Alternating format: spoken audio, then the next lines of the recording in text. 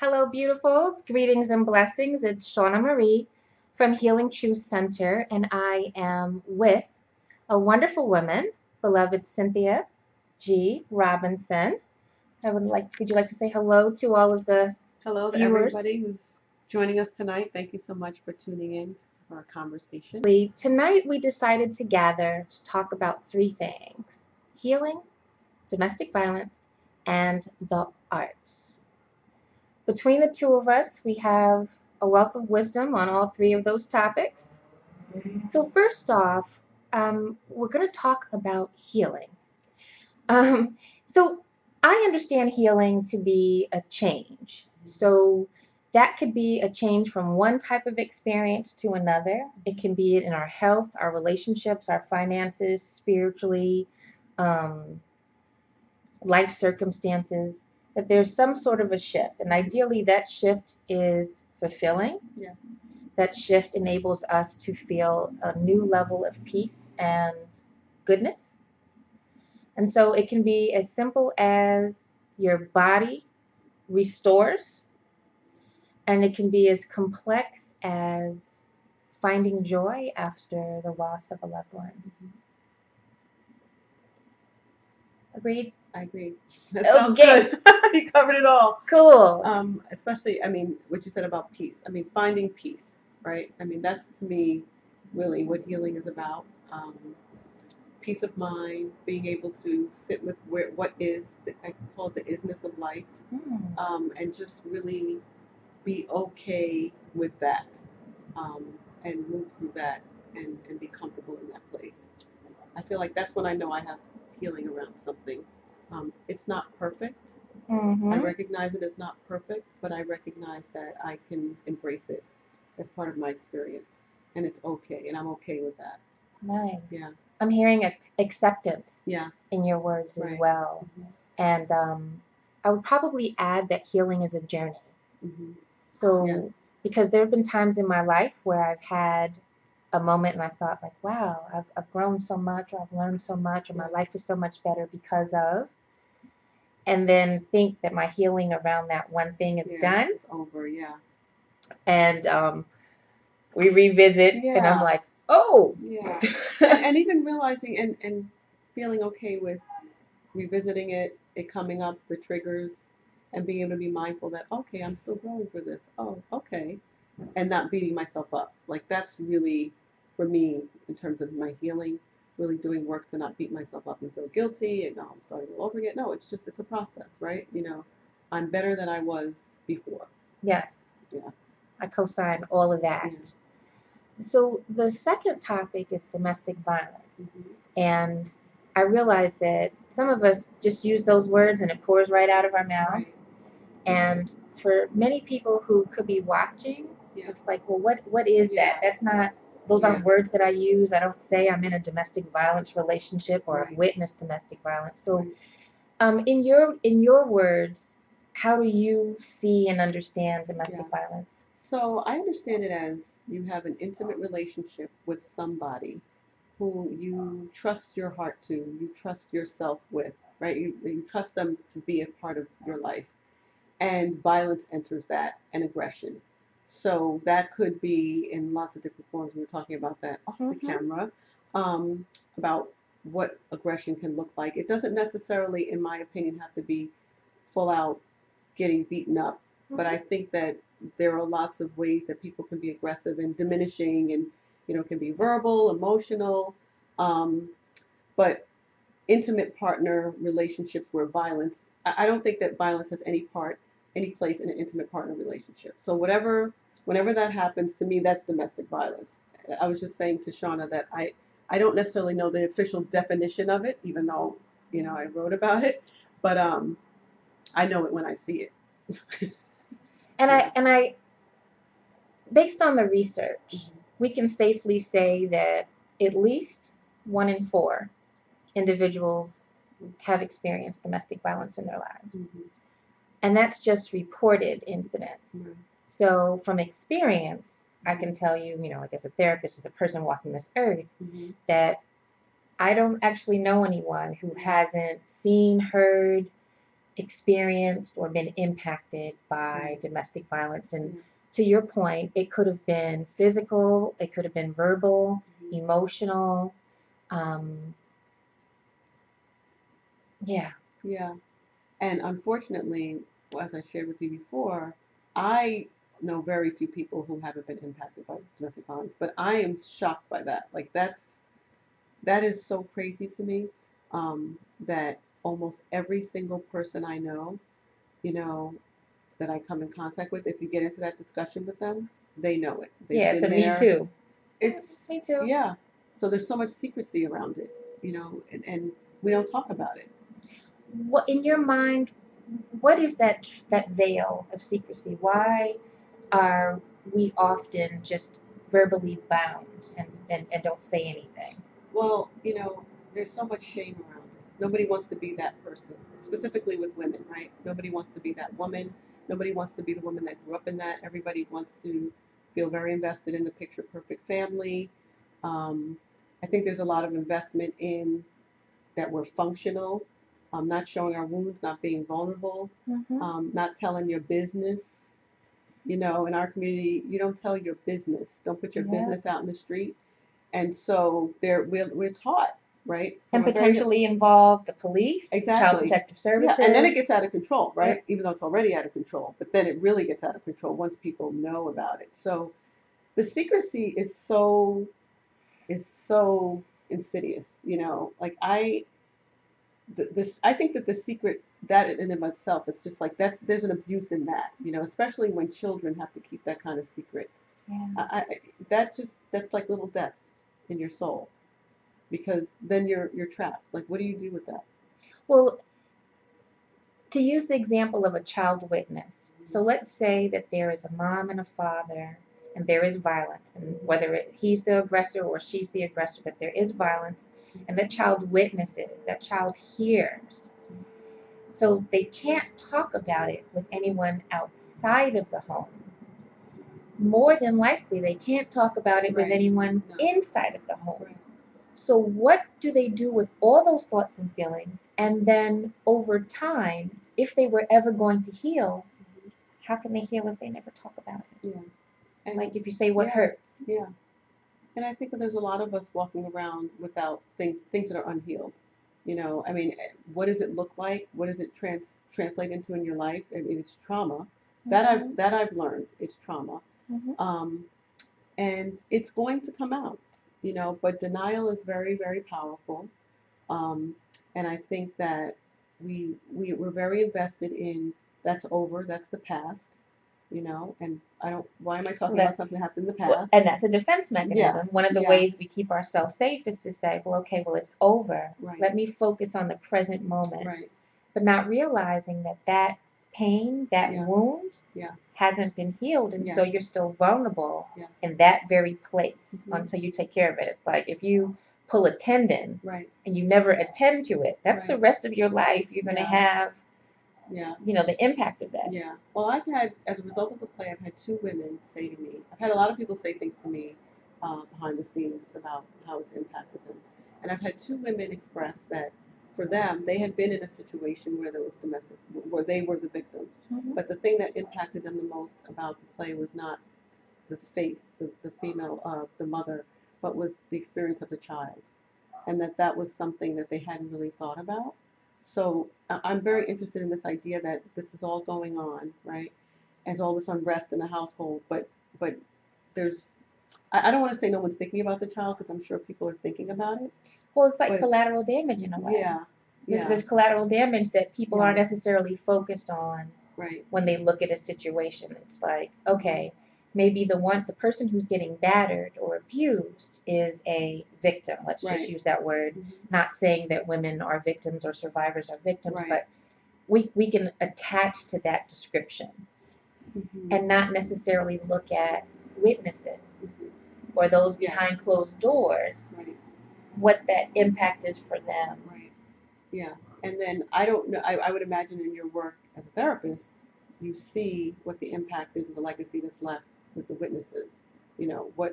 What happens to them? What happens to them in their relationships? They've denied, right, this part of their experience, never really tried to heal it or thought of it as something that needed healing. And how does that look going into their relationships moving forward? You know, so Very much. and when we say that we collectively don't, two of us know so many people who've been touched by it. I mean, that's a lot of people walking around with a lot of wounds, starting new relationships with other wounded people, and secrets, and you know, and it just piles on top of piles and piles and piles.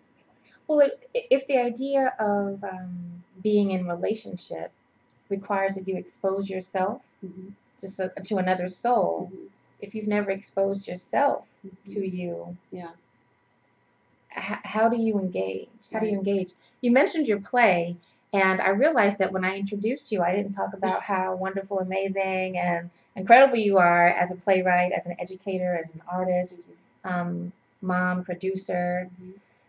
So, for those watching, what do you think that it's important for people to know about you as an artist and your work, right? Like your path. I want people to know that when I decide I'm going to write something, I am writing it not from a place of saying I'm going to write this because I want people to, you know, think about this, and I'm not trying to create edutainment. You know, I'm not trying to do that. It could be that, but I'm not trying to do that. What I'm trying to do is I'm trying to answer a question that's causing me some dis-ease or something I'm trying to figure out. So the play is my meditation on that. So if I wrote the same play 5 years from now, it would look different because I'm different, right? So if it resonates with people, I want it to resonate with people. It's because it's coming from, there's a piece of me in it. I'm in there somewhere. You know, you may not be able to find me, or maybe, you know, I don't know, but I'm in there. And so I think that if you have a platform as an artist, I think why not write about things that, you know, are important to you? Like why, you know, why not? Why not leave a space? And I think that those things can still be entertaining.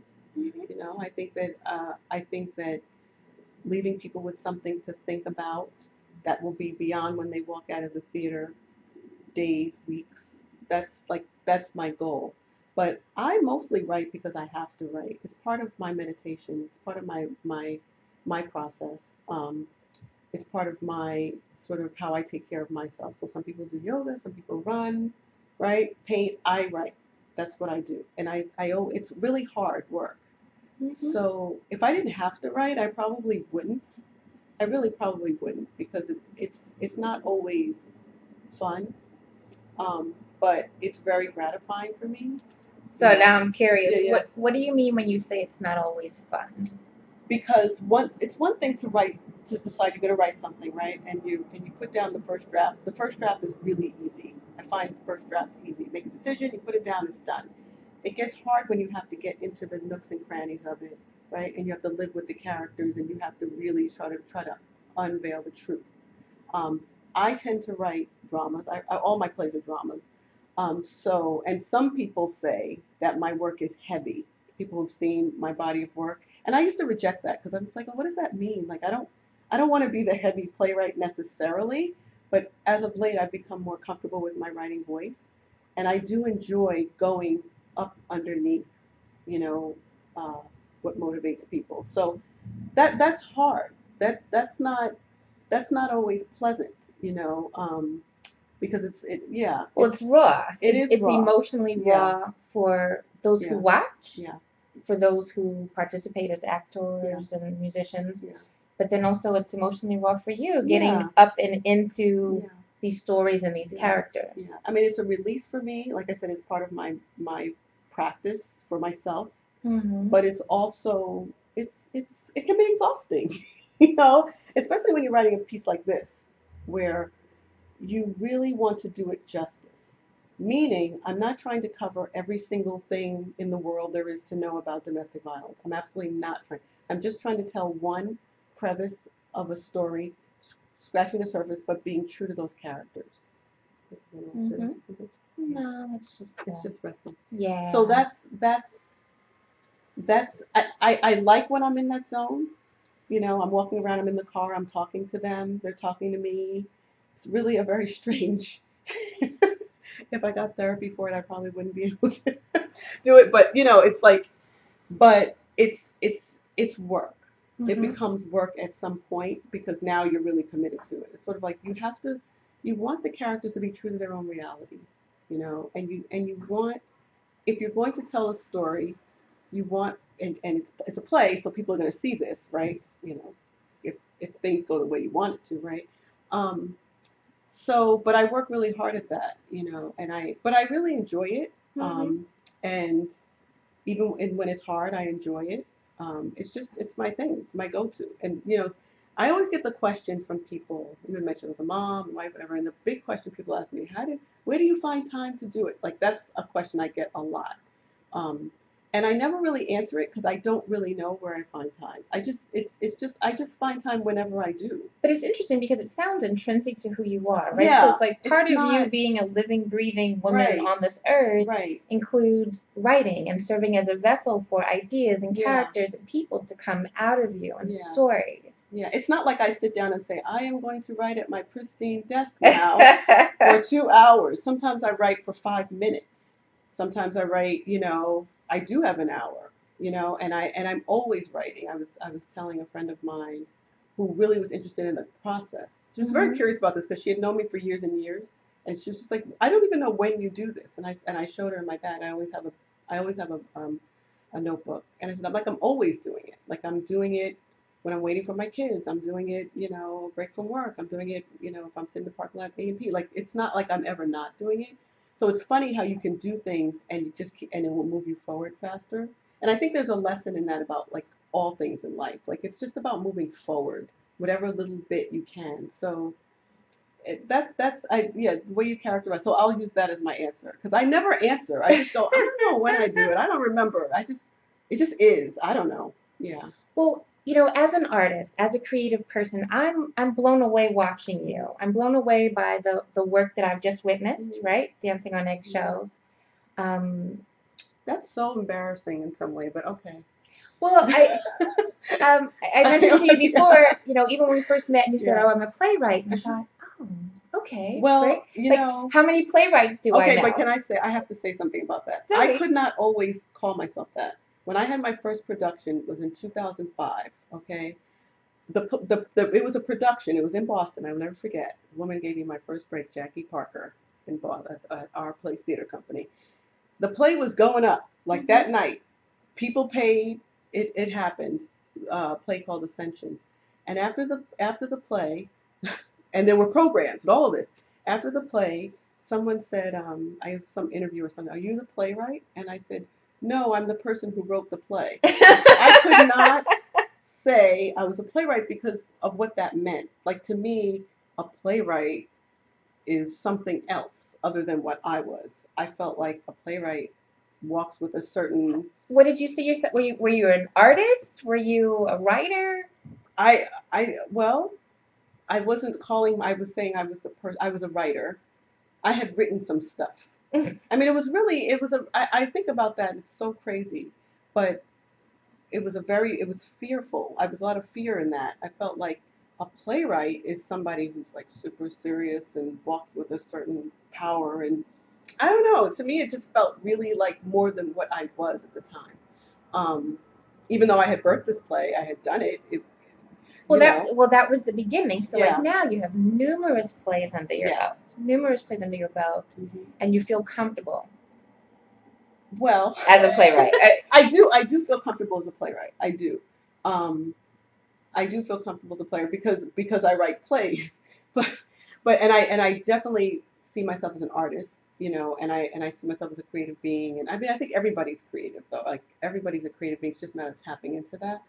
But I'm a lot more comfortable now. But what I wanted to get to for myself was to feel comfortable not from outside validation, just like Cynthia, you're a playwright. I'm enough. Yeah, exactly. I'm a good enough playwright, right? Not because for somebody me to said, say it. Yeah, exactly. You're a playwright, because I do think that there's vulnerability around artistry, and sitting around and spending so much time creating characters and things that you're making stuff up. It's a lot for me, yeah. Right? So as an artist, as a creative, I write, yeah, but I don't create characters, So like. But to me, that's harder it's easier to me. It's easier writing. See, now we're talking about writing. Uh-huh. It's easier for me to create characters. I think that is so easy. Like when people tell me, "Oh, that's hard," it's like, no, it would be hard for me to write nonfiction. I don't. That's not my comfortable place to write. Um, Wow. yeah, like if you like to write an article, I've been asked to write things like that, and that's not my comfort zone. It's so much easier for me to put on the skin of a person and speak from that place. That's like so easy. And I'm glad that you said that because I anticipate that there is a healing opportunity in arts. Mm-hmm. And with the work that you've most recently created, which we'll get into in a moment, you do integrate dance, Mm-hmm. you integrate theater, I guess, Mm-hmm. acting, Mm-hmm. you integrate music. Mm-hmm. I'm not sure what was left, like other than having a sculpture, right? So Performance piece, yeah. right? I think like there's probably something left.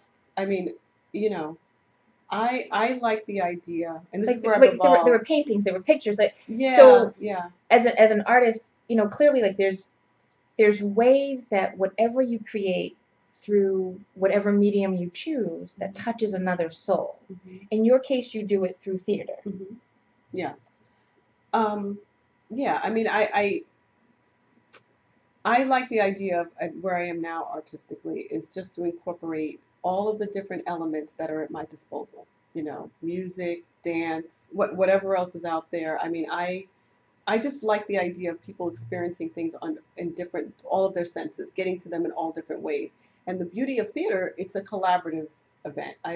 Everything I put on Facebook about my work is always hashtag it takes a village because it does take a village. It might be played by Cynthia G. Robinson, but there's like a village of people you never see, lighting, music, costumes, fight coordinator, I mean, director. There's Like the just so many staging, yeah. I mean, everybody, stage manager, people who are moving because our thing had moving sets. People moving those sets, like right now, they're moving sets. It's happening right now, that create that illusion. So I'll take credit for the words, but there's a whole village, and it's very humbling. It's so humbling to have a piece and people work so hard on it and believe in the piece like that they do that. That's to me, I'm blown away by that. Let's talk about Dancing on Eggshells because, as you know, I've said this on Facebook, Yeah, on Twitter, yeah. everywhere I can, that this is just an incredible, amazing, and emotionally rich Thank you. work. Mm. So I'm breathing that in. I'm like accepting that. yes, please Okay, take it yeah, in. yeah. And that's why, like as a creative, I'm like just in awe of what it would take to involve a village and bring this type of a work into form, enwrapped from the moment I sat down to when I got up. And even then, I think I'm still coming out of participating in that story. Right. Dancing on Eggshells does tackle domestic violence. So how did you get there? How did you have the courage and the grace to tell a story that included abuse? So at first, I did not have the courage, but I always knew inside of me that I would write about domestic violence. I just wasn't ready to do it because it's so big. It just felt so big, and you do as a playwright, or any storyteller, you have to figure out what part of the story you're going to tell. You're not going to tell the whole big thing. I mean, you can't, right? So I lived with all of my thoughts and feelings about, the experiences things I had witnessed, people I knew. I lived with that for a really long time, and it was bleeding into all my other work, right? And I didn't want to do it. And my husband one day said, "When are you going to write that play?" And I said, "I'm never going to write that play. I'm never going to write that play." Because I knew that it was going to be opening a door I knew it would overtake me. I mean, I knew that it was going to be a lot. Big. Yeah, and I did, and then when I finally did, and I don't remember how I finally came to do it. I felt inspired to do it.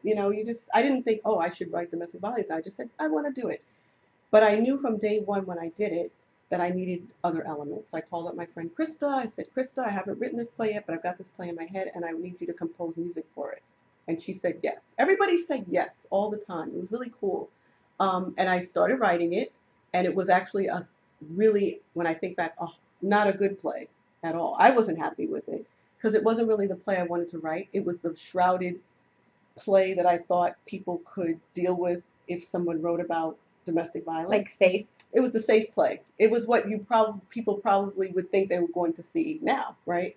And I was in a writing lab, and I brought that play, and the artistic director said, "This is lovely, but there's something else going on, and it's something underneath it, and you have to get to that." And I had a total emotional breakdown because there really was. I worked really hard to shroud what I really wanted to say. So the fact that she saw that freaked me out, like totally freaked me out. I thought, oh no, I did something here.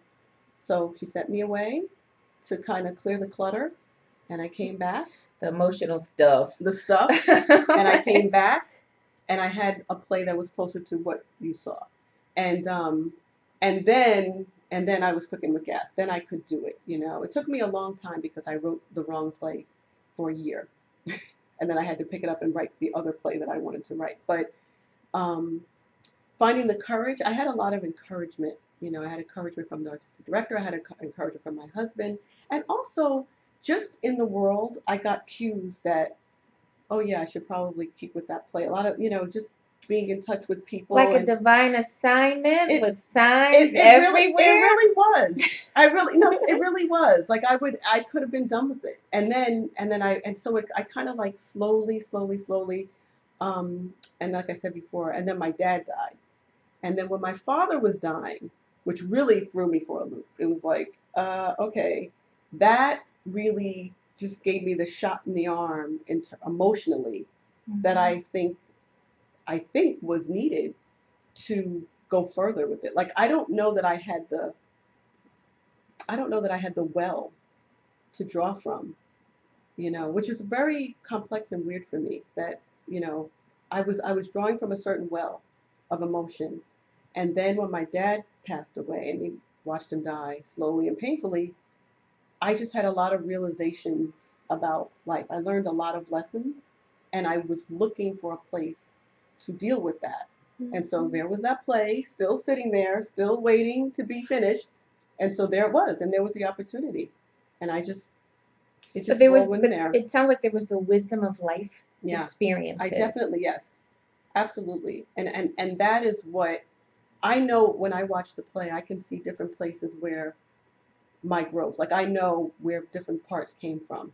I can see it so clearly, realizations. And so so that's when it gets hard. It's like you're playing and it's playing, and then it gets hard because it's like, are you going to really look at some of this stuff? Are you really going to work? And I was working on my own healing at the time.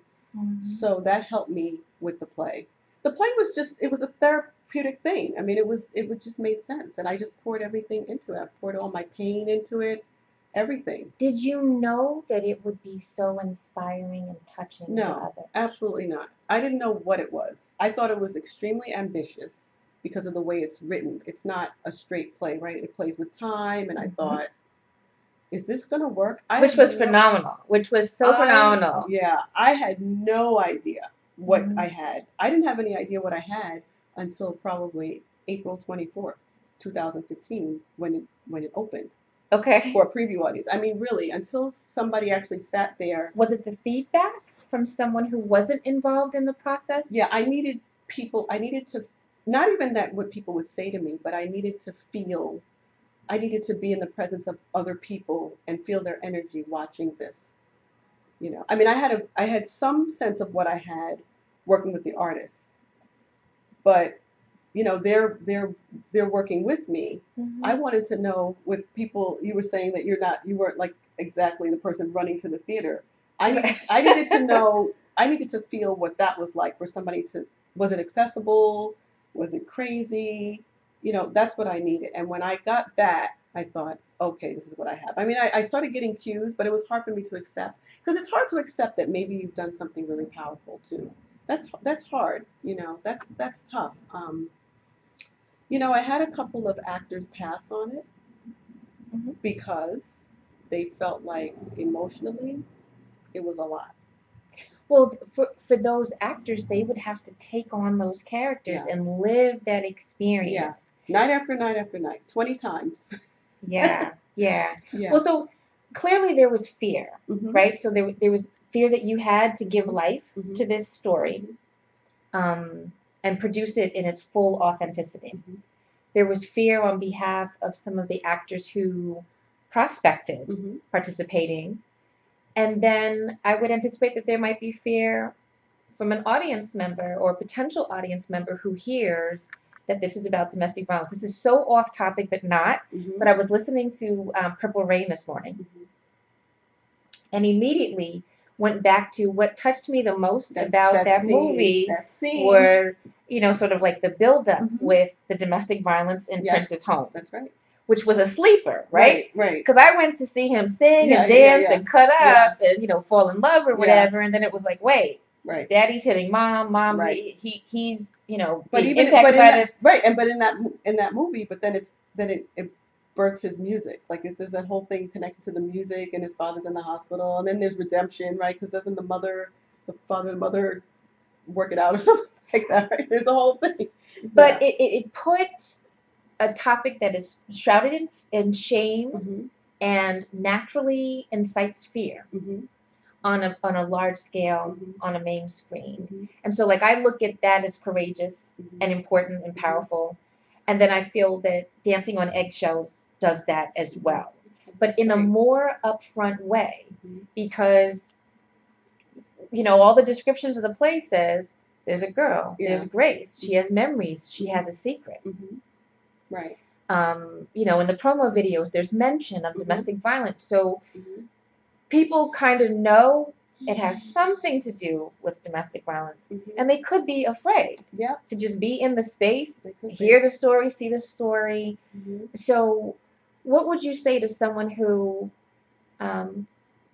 hears about Dancing on Eggshells and says, "What? Oh, wait, domestic violence, I can't go there"? That's a tough question because, like I said, I'm not that person. Like I like to feel things in my art.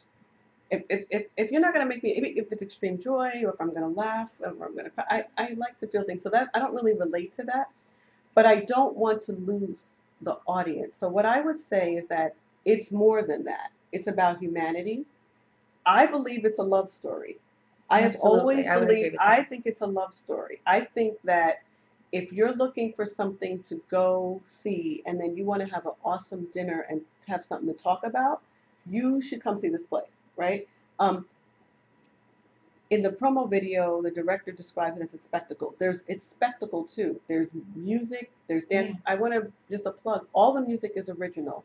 There's no, sampling. I think we have one song that's like two that are remix or whatever, but it's all original. So it's, I believe, beautiful to watch. I like watching it just to take in the beauty. So I would say push through your fear. It's not going to be what the Burning Bed. Remember that movie Burning Bed? It's not that. It's not predictable in terms of what you think it's going to be. Absolutely. I co-sign that. There's a twist that's worth it. Okay, I've been told that people think it's worth it. Like it's like, oh, I didn't see that coming. I don't think you saw anything coming. I don't think you saw anything coming. I mean, aside from just this idea of there is a secret in the home, it is about forgiveness. It is about redemption. It's about hope. It's about spirituality. It's about faith. It's about challenges and overcoming. I think there are ways into it other than the domestic violence. I mean, you've got to market things. So and it is about domestic violence. There's a domestic violence theme in it for sure, but I don't think people should be afraid because it's not traumatizing. No. But it is. There's something that will make you feel. So you will feel other things too. I laughed. Yeah. I laughed. I felt the urge to cry. I got glassy-eyed. I smiled. I swayed in my seat. It was really just rich. That's great. And I do think that anyone who does sit in the theater, that they will be drawn in That's by great. all that it offers. That's great for me. I mean, Does that make sense? It's like it it's does, the and it makes story, me it's the music, it's the happy. costumes, it's the acting, it's the dance, and you know, I think when intermission comes, you'll be like, you know, oh wait, Yeah. you're stopping? Yeah. It like I could have Yeah. sat there for the entire time, Yeah. and you know, was anxious for, okay, what's next? Great. I want to see this all the way through. That's great. I mean, But I watched I read an interview that you did where you talked about having an impact, and that, you know, like when you write plays, when you create, that there's almost like a give to others. So is that the theme, this idea of a legacy of giving and social change in all of your works, or it's just so happened to be this one? So the social change piece does run through all of my work, but not because I'm saying I'm a writer trying to, you know, change things. I've been thinking about this a lot lately because as a playwright, you're always submitting your plays, you're always trying to get into development programs. So you always have to frame yourself. What are you doing? What are you doing? And the last little piece I wrote, I was saying that I do write about things that because I want to have a voice. So I want to that's my platform. I don't have a TV show, right? I don't write a column, you know, but I can write a play. So I think a lot of my plays wind up being about, you know, something current, or if it's a historical piece, something social. But I do, in terms of activism, I hope that people will be stirred enough to look at themselves and make changes or heal things. Like I think that I don't want to say it's a responsibility of art, because I think that art could be whatever you want it to be. But for me, I have this platform, and I feel like I've been gifted this platform. Yeah. And I've been blessed with this platform that I get opportunities. There are many, many playwrights in the world, some of them 10 times better than me, and they never get a production. So since I have that, I have chosen that I want to use it to say something. But there are always things that are important to me. You know, it's not like I look in the newspaper and say, oh, I'll write about that. So you know, when I look at the body of work, yes, there's a lot of stuff there that could evoke activism. But people, you know, I think I said this in that interview. I think people are moved to act if they want to be. Like a play can't make you act or change. You have to want to do that. You know, you have to be open to it. And if you happen to see a play and it triggers something new, that's great. You know, but it's really the people. So, but if a play can be used to frame some sort of a movement, I think that's service. I see my plays as serving. You know, I don't. That's the only way I can really see them. You know, they have to serve some purpose. They're serving in whatever way they can. You know, serve. I want to serve my way to prosperity with these plays. This is what I want to do. Um, I want people to feel like they saw something. I added something to the conversation. Well, that definitely happens with Dancing on Eggshells. To me, I took it as a beginning. Dancing on Eggshells is playing now. It's playing now through May 17th at produced by the Billie Holiday Theater, in residence at the Brooklyn Musical School Playhouse. So the question is, can they still go? So they can still go. We are sold out for 2 of the shows that All remain. right. Yes, we are. So they should hurry up. And they can get tickets through the Billie Holiday website, thebilliholiday.org, or call the theater. The more people buy tickets, right? The more, this is where if you see something that's really meaningful to you, this is it's a business, right? This is how we extend the life of a show. So you can still see it through May 17th. It's there. Playing Thursday nights, Friday nights, 2 shows on Saturdays and Sundays. So Thursdays through Sundays. Nice. No, I hope everyone goes. I really hope everyone goes, because, you know, like I was saying to you before, I feel like there's a healing opportunity in a work like this. because something that is surrounded and veiled by shame and silence all of a sudden gives voice. It gives voice to stories, and maybe it's not your own story, but it helps you understand someone else's path and their journey, and how, sort of that impacts you or someone else that you know. I mean, maybe we should also talk a little bit about resources, but I want to focus on Dancing on Eggshells now, because I do feel like that is such a great opportunity. At least for me, it forced me to revisit the thoughts and feelings I have about domestic violence, about people who've walked in each of those roles, right? So there's a perpetrator, there's well, I'm not going to blow it up for you, because you need to see it. Yeah, and it's about forgiveness too. I mean, that's a big one for a lot of people. I'm thinking about this quote from Iyanla Vanzant where she says, "Tell your story because it will heal you and somebody else." And that has been something that has been a great thing for me to meditate on. Why? Why did this whole thing happen? Why did I do this? Why did I write? This is this moment, right? I feel like this moment is the reason. And I know people struggle with forgiveness. And it's about forgiveness. There's so many opportunities and so much light, inspiration and hope, as well as understanding and compassion. So I again, I can't say enough how rich and deep and complex and nuanced and how much it nailed every person's aspect. And I think if there ever was an opportunity to get a sense of what can happen, the dark as well as the light, that this play does that. Well, what I'd like to see happen, and I'm so happy, thank you so much for that. That's wonderful. Especially being in your profession, that means a lot, because it's not like I researched it and, it really was something that had to come from myself. So that's affirming for me. And I hope that other people see that.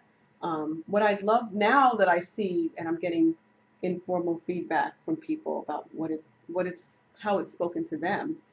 I really want to be more active about framing it and using it, and really, I've had a lot of people giving me lots of ideas about what it can do, but really I'd like to see it, live on, obviously, but with panels, with discussion around it.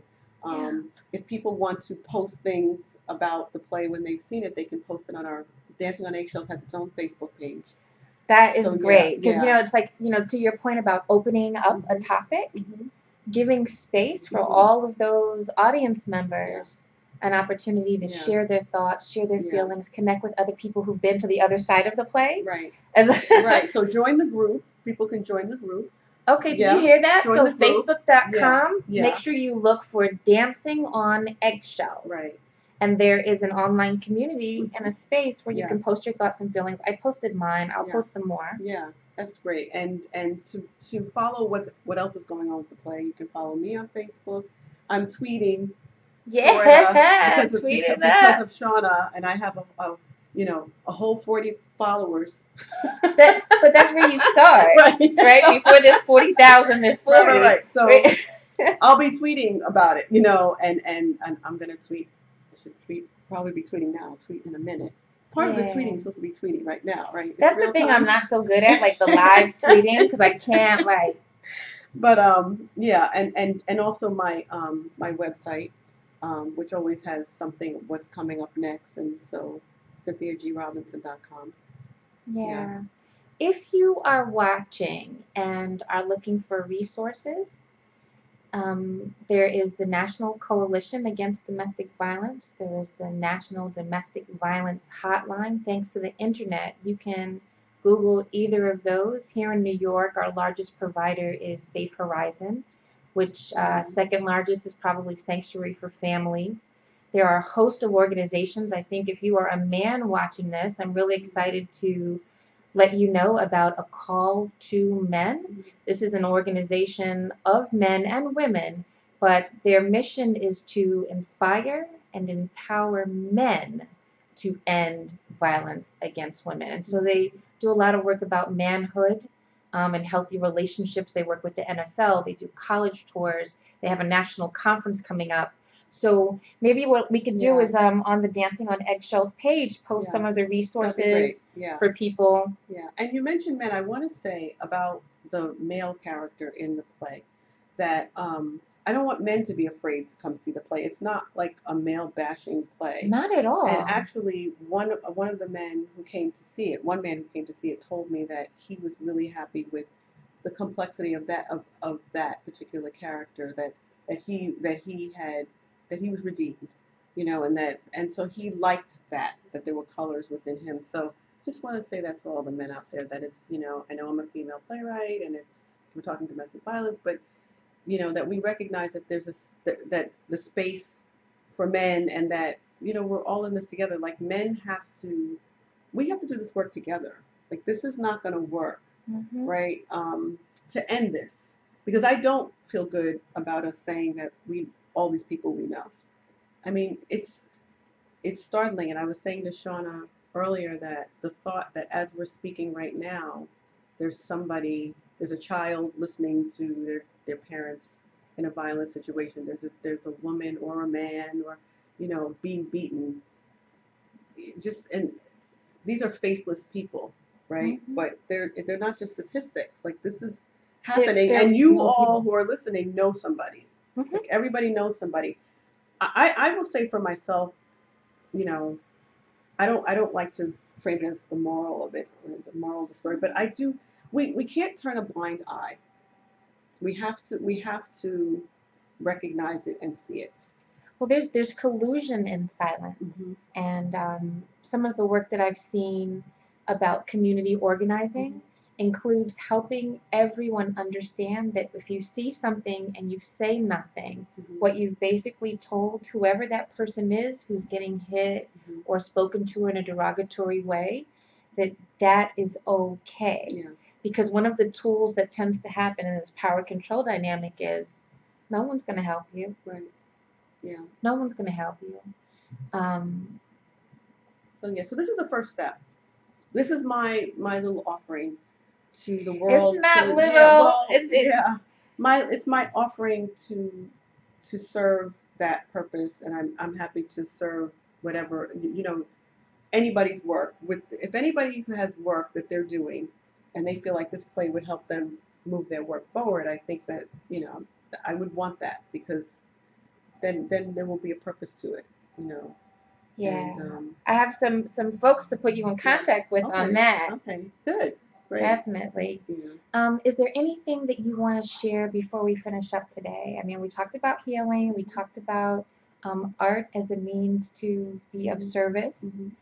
We talked about just how incredibly wonderful and amazing Dancing on Eggshells is, and the fact that you can still get tickets, but you have to hurry because it's just this weekend and next weekend. Yeah, tonight was the third.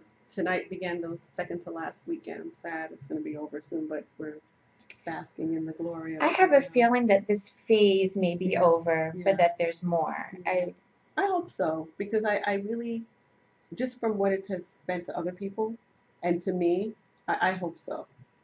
I really hope so, because it really, if it can serve, like I said to you before, if it can help somebody, it can help one person, or it could complicate the conversation a little bit, I think it's done its job. So tell them, what is your website exactly? www.cynthiagrobinson.com. Okay, so CynthiaGRobinson.com is also known as Cynthia Grace 27 on the Twitter. Oh. That's right. I got to plug the Twitter. Remember my Twitter handle. I never remember. But on Facebook, look for Dancing on Eggshells and do yourself a favor. Get your tickets. If you're in New York, don't miss this opportunity. We don't know when it will be available next, but I'm going to go ahead and say that it will be available again. Let's put that it's out there. But why? Like, now is the time, so why miss this opportunity? So this is Shawna Marie from Healing Truth Center with Cynthia G. Robinson. Thank you so much. This has been great. Thank you. Thank you, sweetheart. Thank you. And all of you, make sure, the usual, healingtruthcenter.com, Healing Truth Center on Twitter, Instagram, Facebook, Healing Truth Center. Our mission is really to uplift and inspire you, to bring provocative stories and ideas and people and things that can inspire and empower you to live your very best and blessed life. Peace and love until next time. Bye. Bye for now. Bye-bye.